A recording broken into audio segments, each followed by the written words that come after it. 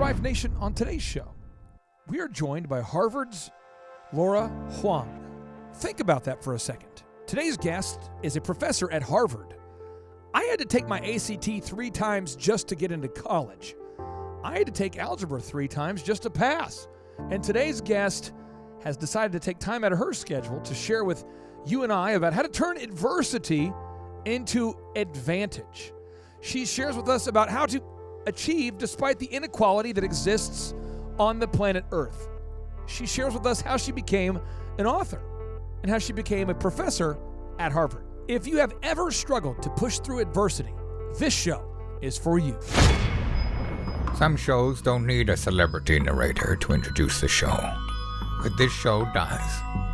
2 men, 8 kids, co-created by 2 different women, 13 multi-million-dollar businesses. Ladies and gentlemen, welcome to the Thrive Time Show. Now, 3, 2, 1, here we go! Started from the bottom, now we here. Started from the bottom, and we'll show you how to get here. Started from the bottom, now we here. We started from the bottom, now we here. Started from the bottom, now we here. Started from the bottom. Yes, yes, yes, and yes. Thrive Nation, on today's show, we have an incredible guest, Laura Huang. Welcome on to the Thrive Time Show. How are you, ma'am? Thank you. Such a pleasure to be here with you. Now, you have written a new book called Turning Adversity into Advantage that has been endorsed by Daniel Pink, who we've had on the show, Seth Godin, who we've had on the show, and countless big deal thought leaders. How did these people hear about you? How did they learn about your book? Yeah. So, I mean, the book is entitled Edge, Turning Adversity into Advantage. And these are all folks that really themselves have, not naturally had an advantage, but have had to create and find their own edge. And so the book is really about, when you're, some people naturally have an advantage and other people have to create one for themselves. And these are all folks that, at one point or another have had to create one for themselves. And so, it's really, they're people who adhere to and also kind of feel the same way that I do in terms of, we're taught from this very young age that success is about hard work. We keep getting pounded into our heads that, work hard, work hard, work hard. And hard work is really critical, right? We're not denying that. Right. But, sometimes hard work alone is not enough, right? Sometimes putting in the hard work still leaves us frustrated. And so, that's really something that I wanted to write about, that I've been doing, that I've been studying in my research. Why is it that hard work sometimes leaves us frustrated? And it's because it's often about, the signals, the perceptions, the stereotypes of other people. But we can actually sometimes flip those stereotypes to work in our favor. And that's how we really find and create our own edge. So with the hard work thing, I think a lot of people don't maybe know your background. Could you explain maybe where you started your career? Because obviously you're having success now. You're having books endorsed by Daniel Pink and Seth Godin. I mean, where did your career start out? Well, my career it started out very, very sort of, small scale I've had to actually put in a lot of the hard work, but I've also had to put in a lot of the other things that I talk about in the book, right? In terms of having to guide people's perceptions and having to really engage in lots of things that helped me have my hard work harder for me in some sort of ways. So, I was an engineer by training. It was one of those things where I was good at math growing up, and didn't really know what I wanted to be when I grew up. And so, people in my family said, well, if you're good at math, maybe you should go into engineering. And so I did to kind of made them very happy. But I found out pretty quickly that I actually wasn't a very good engineer, but I wasn't really qualified to do anything else. And so was pulled into a technical marketing team, got my MBA. Somewhere along the line, I realized that I really loved to do research and wanted to be a professor, but I had so many student loans to pay off that I actually couldn't become a professor. And so, had had to sort of, in fact, I asked a bunch of people in my MBA program, I said, what's the quickest way to pay off student loans? And they all said, go into iBanking. And I remember turning to one of my friends and saying, wow, this internet banking thing is a really big deal these days, not knowing that the I of iBanking stood for investment banking. Yeah. And so, but I did. I went into investment banking, worked there for about 2 years, paid off student loans, and then went into a PhD program. But even in the PhD program, right, I realized that I was at a relatively low status school and that lots of things in academia were dominated by status. And so again, had to do a lot of the sort of things that I ended up writing about in my book to try and gain that edge. So some of it's been a personal journey, but a lot of it has also been just stories from people that I've talked to along the way. And, I've purposely tried to include lots of stories from people who aren't these super famous, super successful people, but people who have had to kind of fight and work hard and try and figure out how their hard work can work harder for them. In your book, you talk about Coldplay, the band Coldplay, and the director of the Crazy Rich Asians movie. Can you teach us about or give us a little sneak peek about these stories that the readers could find in your book? Yeah. So one kind of story that I mention is that story that around how the director John Chu had a song that he really wanted to include in his movie, and it was a song called Yellow. And the song sort of had this connotation to it, which could have been this very negative, stereotypical connotation, this linkage between Asians and the color yellow. But he saw it as this really beautiful, rich sort of thing. He asked Coldplay if they would allow him to include this song in it. And understandably, they were very hesitant because they had already had a bunch of sort of issues where, in terms of how they were being perceived. And so I talked about how John Chu wrote this letter to Coldplay and really guided and tried to change the narrative around how that song was sort of seen. And so a lot of the stories in the book are around, how do you think about the perceptions that are out there and the attributions that are made, and how do you sort of think about delighting people so that you can gain some of that opportunity that would never have been available to you, right? A lot of times we don't get the opportunities to show the value we provide or how we can enrich because we don't belong or because we're not part of that natural group, right? Another story I tell is about this entrepreneur who, as all entrepreneurs do, or at some point, many entrepreneurs, right, have to go into fundraising mode, right? So they're in product mode, right, trying to develop their product or service. And so they have to raise money for their startups. And there was an entrepreneur that I was, working with, and he was telling me how he had been trying to get the attention of this investor for months, right? This investor that he knew would be perfect because of his network and his connections and the technology and the things that he knew. And he'd been trying to get his attention for months and just kept getting rejected. And then one day his fiance came home from work and was like, oh, and I met this guy, and it was, almost sort of just, trying to be honest and saying this guy, and he was hitting on me, and it was it was super awkward, and this entrepreneur was like, oh, who was he? And she's like, oh, well, he gave me his card. This is the guy. And she was sort of just like, trying to be very transparent. He looks at the card and he realizes that it was the very investor that he had been trying to get the attention of. Whoa. Right. And so most people would be like, wow, this guy who was hitting on my fiance. And Laura, is that a move? Is that a move right? You teach in the book to meet the dream investor? Make sure that your fiance gets hit on by your investor. Yeah. Well, so what happened was he realized that he's like, oh, this is the guy. And so he says to his fiance, and he says, call him and invite him to dinner. And so he invites this investor to dinner. The investor shows up at his doorstep with flowers. thinking that he's going to have a date with his fiance, and he answers the door. The entrepreneur answers this door. Wow. And this could have been disastrous, but they hit it off. They ended up becoming great friends. This guy invested in his company, and it's a very great sort of outcome, right? So there's lots of things. We can take constraints. We can take these sort of things that we're faced with, and we can think of a way to flip them in our favor. And that's exactly what he was able to do. And that's exactly what John M. Chu was able to do with Coldplay as well. So, lots of different ways that we can think about constraint and obstacles and adversity, and how we can actually turn things to be advantages. Well, Laura, I'm not sure how familiar you are with Oklahoma. Have you been to Oklahoma a lot? Have you come to Oklahoma a lot?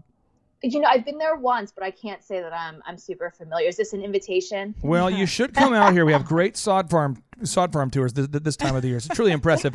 But also, we have a wonderful person joining me on the show today by the name of Jill Donovan. And Jill, I think, is an expert on turning your adversity into advantage. This woman decided she committed to the universe, to herself, to God, whatever, that she's going to be on the Oprah show. And she did it. And she's also grown her company, Rustic Cuff, from no employees to 127 employees. Things are going well.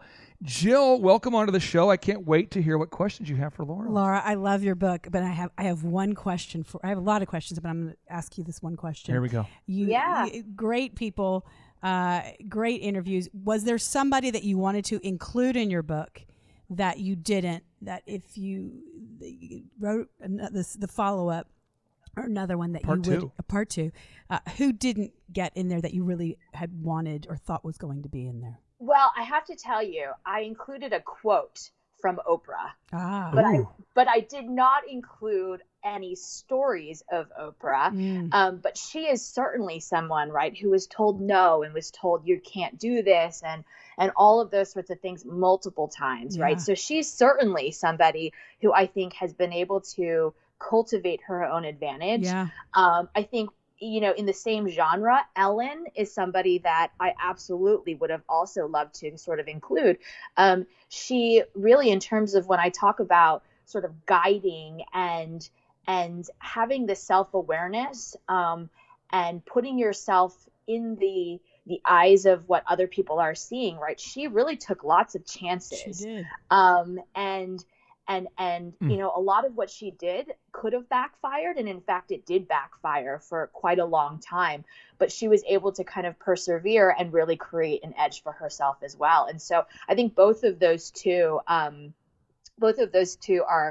definitely are people that I think really personify what I'm talking about. Right. And I think a third person, I have a student and her name is Nix. And she grew up in Africa, and she was in the book, but actually was edited out of the book because of length. And so she's someone whose story I absolutely would love to include in sort of future. When I talk about her often, I talk about her story. And, one of the things that what was really powerful about her story was that she had been through so much. And at the end of the semester, what she said to me was, "You're solid." And that was the greatest compliment she said she could ever give to somebody, saying you're solid. Because, in her world and the things that she had experienced, someone being dependable, somebody that she could say was solid, was a better compliment than she could ever give to anybody else. And I think those kinds of stories are the ones that also need to be told. Sure. Rather than, some of the stories that we typically hear of people who have been able to do this. So I think all three of those. Jill, thank you for stopping by the studio here to interview Miss Laura here. I know you have other things on your schedule, but thank you, because I figured you are an expert on turning adversity into advantage. And that's what her book Edge is all about. Laura, so I appreciate you stopping. I love what you're doing. Don't stop. I can't wait to read the next one. Thanks. Yeah. I really appreciate it. Thank you so much. Yeah, it would be great to, you should definitely be in the book as well. So that's very kind. I come to Oklahoma, and we'll show you more than sod farms. Oh, nice. Yeah. There we go. Thanks, Laura. Now, Laura, I wanted to ask you about being a professor at Harvard. My understanding is you've been named as one of the 40 best business school professors, and you've obviously established yourself, and you have a good career there at Harvard. I took my ACT 3 times. I did not go to Harvard. I read a Harvard case studies like the service profit chain or the value profit chain by Heskett and that kind of thing. And I've had Professor Clayton Christensen on the show, that kind of thing. But what's it like being a professor at Harvard? Well, it's funny, actually. So I've actually gotten rejected from Harvard 3 times before they hired me to be a professor there. So, Oh, wow. So that's sort of a little bit of a backstory is that I applied there once for their MBA program, was rejected. I applied once to, be in their PhD program, was rejected. Wow. And then early on in my career, I also applied to be a professor there and was rejected. And I actually started my career out at the Wharton School, so University of Pennsylvania's business school. And it was only much later that I ended up getting poached and moved to Harvard Business School. And there's a number of reasons for that. And it's just been such a fabulous experience, both just in terms of how grateful I am to Wharton for having given me that chance. They really, Right. They really took a chance on me, and also, what I've been able to experience at Harvard. And one of the things that I just think is so special about Harvard is this emphasis that they have based on the research that we do, but also really making that research accessible and practical and real for how we apply it and how we think about it in entrepreneurship, in the workplace, out in society. And so it's sort of seen in how we teach. It's seen how we engage with the outside world, and so that has been really what I have loved the most. And I have to say, like, the students are phenomenal. It's just a really special place. So, did that answer your question? Yeah, no, this is great. I have one of my good friends, Mr. Braxton Fears. He and I did real estate together for years. And at one point, if you can believe it, we represented 23% of all of downtown Tulsa's real estate. So we had a huge portfolio we were working on there. And I got a chance to meet Braxton's father and spend a lot of time with him, who was a CFO for a big company. And Doug went to Harvard later in life. He went to Harvard, I want to say, in his early 40s, and he just really benefited from it. And so when somebody like you takes the time to write a book, I know there is going to be a ton of research that goes into the process. I just know the standards they have from the outside that I've heard from people who've gone to Harvard firsthand. So I know there had to have been a ton of research that went into the writing of your new book, Edge, Turning Adversity into Advantage. Can you walk us through the process, what that process was like for writing this book and researching this book?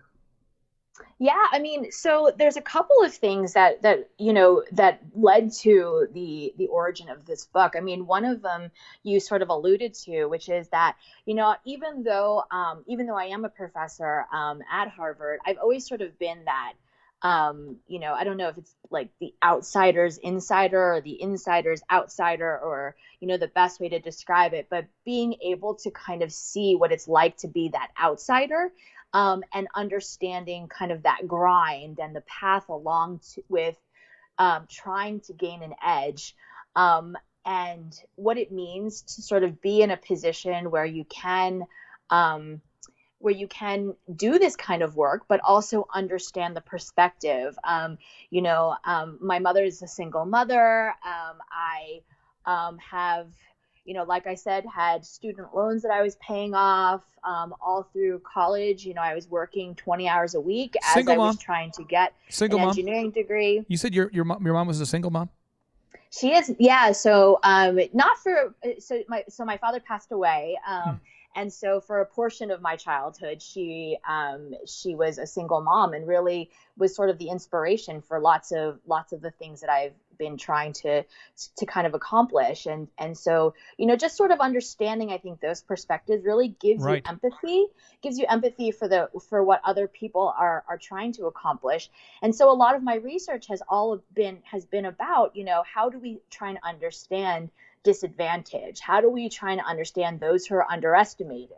How do we understand, sort of the inequality that exists? Even a lot of my research where I look at entrepreneurship, I look at people who went into entrepreneurship because they had no other options, because they either faced some sort of glass ceiling or some sort of barriers, but yet then they go into entrepreneurship and still face bias and disadvantage and those Yep. sort of things. So how do they grapple with all of those sorts of things? And so that's where a lot of my research has been, is looking at disadvantage and how do we kind of inoculate and empower ourselves in the face of this disadvantage, even when we know that systems are trying to change, but we can't change systems quick enough, or we can't necessarily rely on those systems.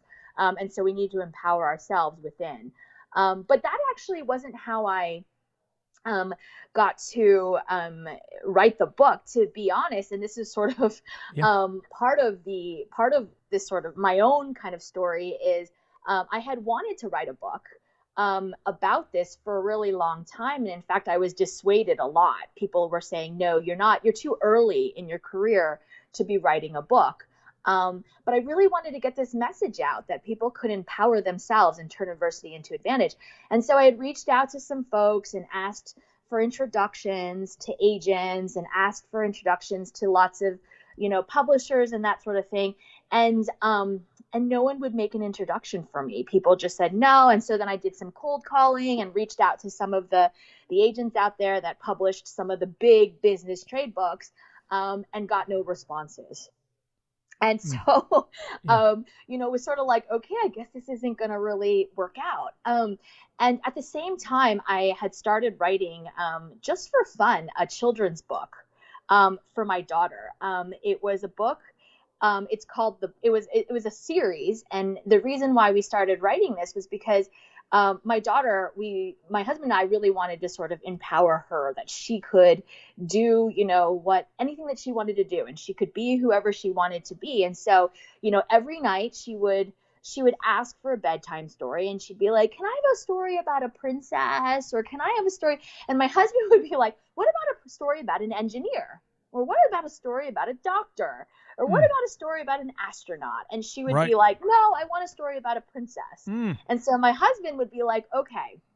And so he would tell these stories, and he would say, and then there was Princess Engineer, Jennifer, or Princess Dr. Ashley, or Princess, Architect Elizabeth. And so he would tell these stories where the protagonist or the heroine was a princess, but she was also an engineer, and she would face some sort of, mishap or some sort of challenge, and she would be this engineer, but she was also a princess. And it was, you were today you were a great, princess engineer. And so I decided that I would write all these stories down. Like I would sort of eavesdrop and hear these stories. Yeah. And I started writing these stories down that he would tell, and created this series that was just sort of for us. This is cool. And then I sort of started sending them to children's book agents. Again, just kind of cold emailing children's books Love it. agents. And again, got lots of no's and lots of people who sort of just ignored all of these sorts of things.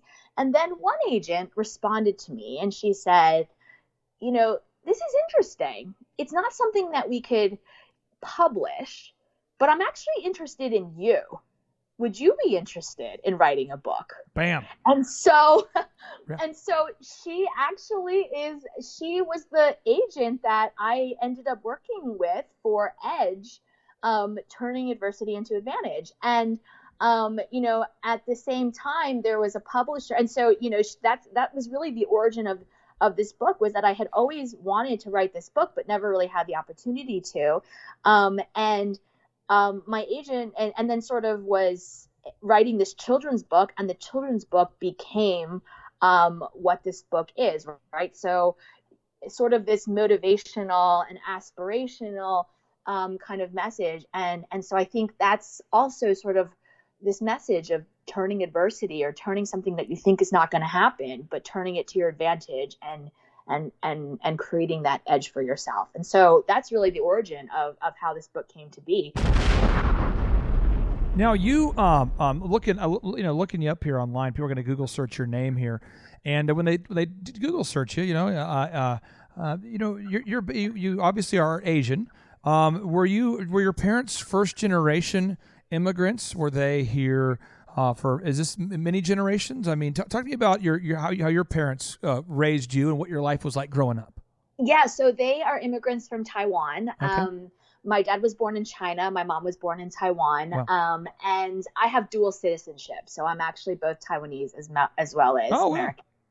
Yeah. And so spent a lot of time going back and forth between the two countries. Mandarin, actually Taiwanese, which is the local, it was actually my first language. And so do kind of have that sort of multiple back and forth kind of thing. Yeah.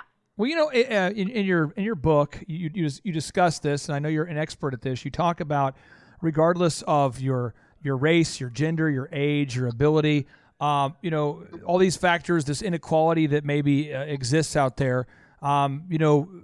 Anybody out there can have success, or anybody out there can learn to find that edge needed to turn their adversity into advantage. Growing up as an Asian American in a family that first generation immigrants. What kind of adversity did you face growing up, or did you feel like you faced any adversity growing up as an Asian American? Yeah, I mean, I did for sure. I tell a story in the book about how, in terms of test scores, I had placed, I had qualified to be in like the school's gifted and talented, program. And they were like, they didn't believe it. And so they made me take another battery of tests. And finally they said, okay, well, I guess you do qualify, but you're going to only qualify for math. And it was the first time that they had split it up. Usually it was sort of, if you're in the gifted and talented program, you're in the gifted and talented program. And even though I had scored even higher on sort of reading comprehension and language than I did in math, they were like, yeah, it just doesn't make sense. And so they put me in the math gifted and talented. And then anytime they were doing something that was language arts or reading related, they made me go back to the normal classroom. Really? And so it was that sort of thing. It was also, I was at a very early age, pretending to be my mother and like calling and trying to figure out bills, doing taxes, writing notes to my teachers that were, filling out permission slips. All of those sorts of things were things that I was doing from a very young age. Wow. And then just sort of the adversity that I saw my parents face in their careers, right? I saw my dad, when I was young, people get promoted over him multiple times. And then he would continue doing the job of his manager and of his boss, even though he was, not the one sort of promoted, and I also saw my parents really fighting to try and give me an advantage by doing other things. And I see that a lot now as well. And really what I kind of learned was, parents to some extent can stop fighting to give their kids an edge when they teach their kids how to create their own edge, right? So we see these sort of stories around, people who are paying to have their kids have more test time, or paying to have their kids have higher SAT scores, or paying, or even, if we don't take those extreme examples, but, trying to have their kids do more volunteer activities or private coaches or private tutors, they're really trying to fight to kind of give their kids that advantage. But instead, if you teach them how to create their own edge in any situation that they're going to be in, they're going to be much better off. So sort of understanding how the kids can do that authentically, and teaching them how to really overcome the biases that the others are going to create for themselves, sometimes on purpose, sometimes because of implicit bias, but while staying true to themselves. It's powerful. They're going to be much better off. That's powerful. I thank you so much for being on the show today. And I know the listeners out there A lot of listeners, they're on a tight budget. They're only going to spend about $6 to $7 per day on Starbucks beverages they don't need. So I'm asking the listeners out there to see if they can forego going to Starbucks for the next, let's say, 2 days, and to invest in a copy of your book, Edge. The book Edge. Everybody Google search it right now. Go to Amazon. Edge, Turning Adversity into Advantage. This book, I really do believe everybody out there, if you've ever struggled to fight through adversity, you've maybe struggled to find that right mindset, nobody does the kind of research that the professors at Harvard do, and to get the endorsements that your book has from Seth Godin. Seth Godin says, Edge is fun to read, beautifully written and resonant, a worthy addition to every entrepreneur's toolbook. Wow. I mean, Daniel Pink says, we're all looking for an edge, but where does it come from? And this insightful and accessible book, Laura provides the answers. I mean, these are great endorsements here. And so I'm maybe not I'm not selling it enough. I want to just over communicate. Everybody out there, this is a great investment for you. Pick up the book. Laura, thank you so much for your time. Thank you so much. Really appreciate it. And now, without any further ado, 3, 2, 1, boom!